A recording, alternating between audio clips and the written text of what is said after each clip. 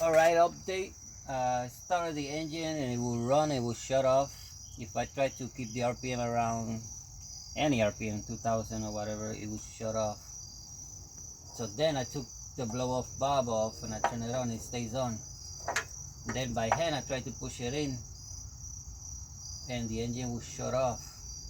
And I have all the spring tension all the way out and it will shut off. There was too much pressure here. This valve is made for a turbo,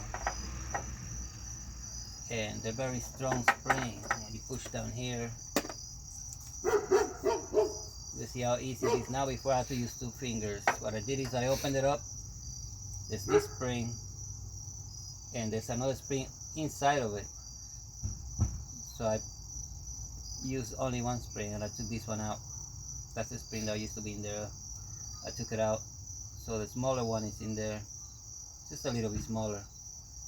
So now it opens pretty easy, because superchargers have to blow air all the time, not like a turbo. Turbo will be shut off. Once the RPM goes up, then they will kick the air out. So now I'm able to start. Let me get the engine started. Now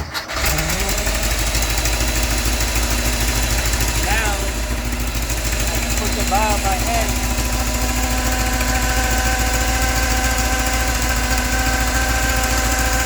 Blowing air all the time. It won't shut off.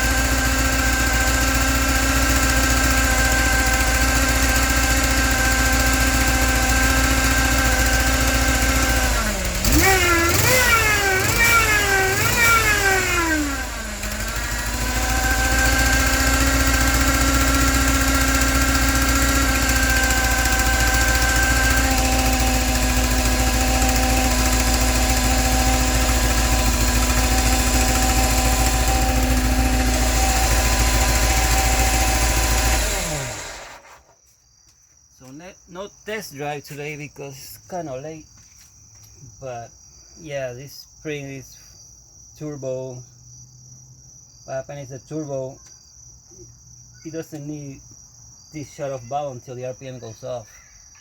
You know, you put the RPM up and it opens up. On this one, needs to be open up all the time because superchargers create boost all the time, even when it's idling. So the air has to go somewhere. Too much air going in there and it shuts off the engine. Anyway, I still got all this backed off all the way, so I still have a lot of adjustment if I want to put more pressure on the spring. Anyway, that's what's up so far. So tomorrow is test drive for sure.